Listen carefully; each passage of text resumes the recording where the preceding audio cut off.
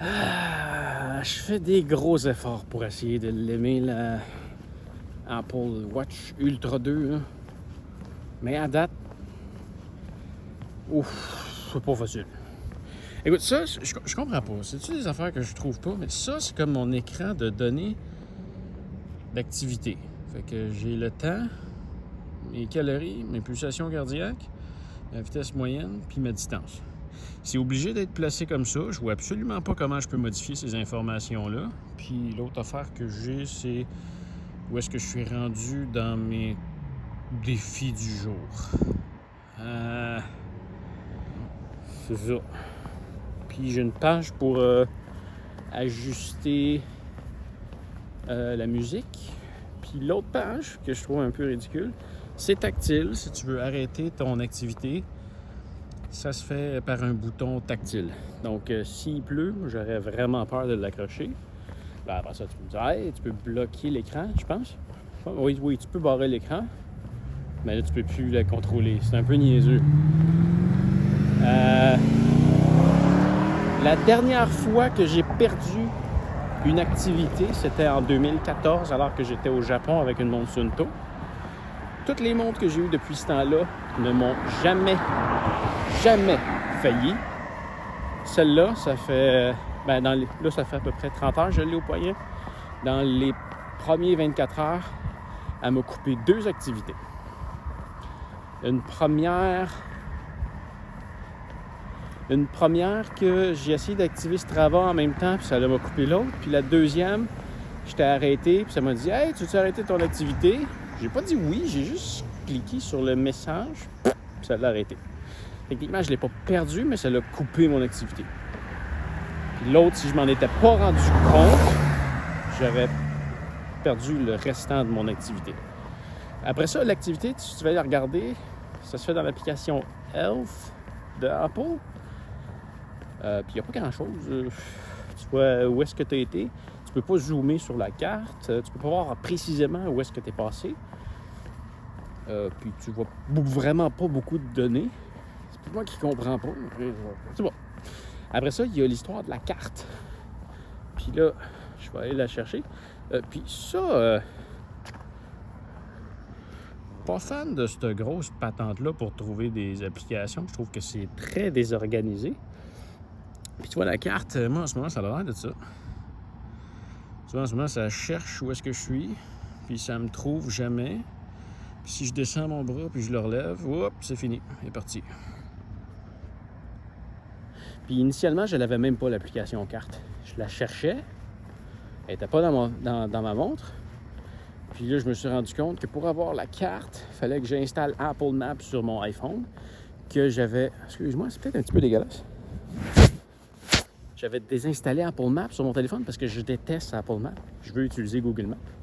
Mais bon, c'est comme ça dans la montre, je suis capable de faire avec, ou du moins l'essayer. Mais je suis obligé d'installer Apple Maps sur mon téléphone pour l'avoir sur ma montre. Je comprends pas le lien. Pourquoi? Puis il me semble que j'ai entendu dire qu'elle était censée être indépendante avec la montre. Puis finalement, non.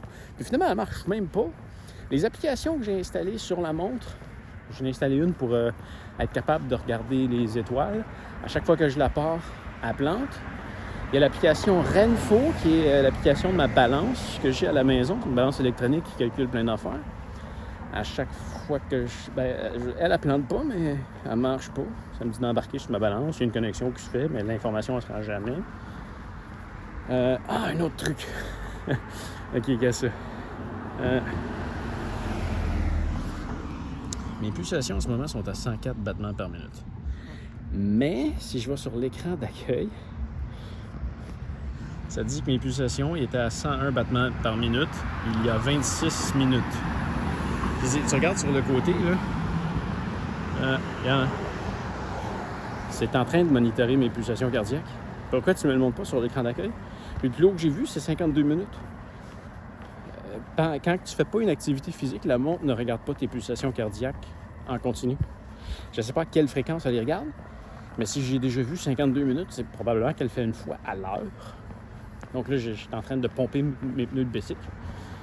Là, je veux savoir à combien que je pompais après avoir gonflé mes pneus. Et ben, c'est ça. Je pompais à 58 battements par minute il y a 46 minutes. Je trouve ça vraiment poche. Qu'est-ce qu'il y a d'autre? J'ai reçu un message d'un ami sur Messenger. J'ai voulu y répondre. Le clavier, là, il est vraiment surprenant. Jamais je vais écrire avec ça, c'est ben trop petit, mais ça fonctionne bien. Quand tu utilises les petites touches sur un petit écran de même, je comprends pas pourquoi que ça marche, mais ça marche. La touche sur laquelle je veux appuyer, c'est pas mal toujours sur elle que j'ai réussi à appuyer. Mais bon, là, j'ai été en mode dictée, mais je pouvais pas y répondre parce que ma montre est en anglais, puis là, j'y parlais en français, fait que ça marchait pas. Fait que j'ai répondu en anglais, j'ai répondu 3 lignes de texte à peu près. Puis ça l'a envoyé comme message « Show Messenger ». À chaque fois que j'écoute quelque chose, ça me met sur la montre une page comme celle-là. Fait que, admettons que je m'en vais écouter une short sur YouTube. Ben, quand je regarde ma montre 3-4 minutes après pour regarder l'heure, j'ai cette page-là. Puis pire que ça, c'est que ça fait un bouton pour faire pause, next et tout, mais si je paye sur pause, ça fait pas pause non plus. Très mauvaise expérience à date. J'essaye de comprendre l'intérêt. C'est dur. C'est dur.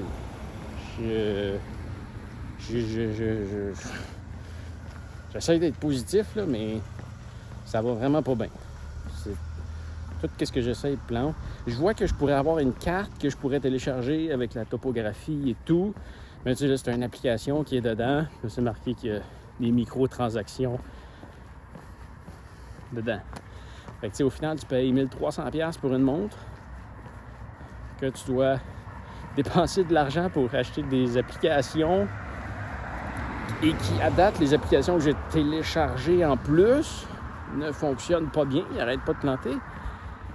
Hey, c'est lourd, là. C'est lourd. C'est lourd. Puis vraiment, l'espèce de suivi, je sais même pas si je peux le brancher sur Strava. Cette semaine, je vais faire des recherches plus poussées là, pour approfondir mes connaissances de la montre, puis peut-être trouver quelque chose que je vais trouver merveilleux. Mais à date, là, c'est excessivement mauvais. Je dirais même que de toutes les montres que j'ai essayées dernièrement, c'est de loin la pire. Je prendrais n'importe quelle petite montre cheap de Garmin avant ça. Je prendrais même ma bonne vieille Suunto Ambit 3 2 que j'ai pris pour faire le Japon. C'était réellement meilleur que ça. Donc, ben c'est ça. C'est mon expérience avec la Apple Watch jusqu'à maintenant. Salut! Je viens de réaliser un petit truc parce que je viens de finir mon activité et ça me disait ici que si je veux en savoir plus, je dois aller dans la Fitness App. Et moi, j'allais dans la Health App. Donc, oui, il y a un peu plus de détails. En fait, il y a beaucoup plus de détails. Tu peux zoomer sur la carte, tu peux voir plus de détails. Je sais pas, t'as regardé encore, mais je me suis rendu compte qu'il y avait de quoi de beaucoup mieux que dans la Health App. Donc, c'est ça. Toujours une mauvaise expérience, mais un petit peu moins mauvaise. Au moins, je peux avoir des détails après. C'est toujours pas génial sur la montre, mais je peux avoir des détails après. OK, c'est bon. On s'en reparle. Salut!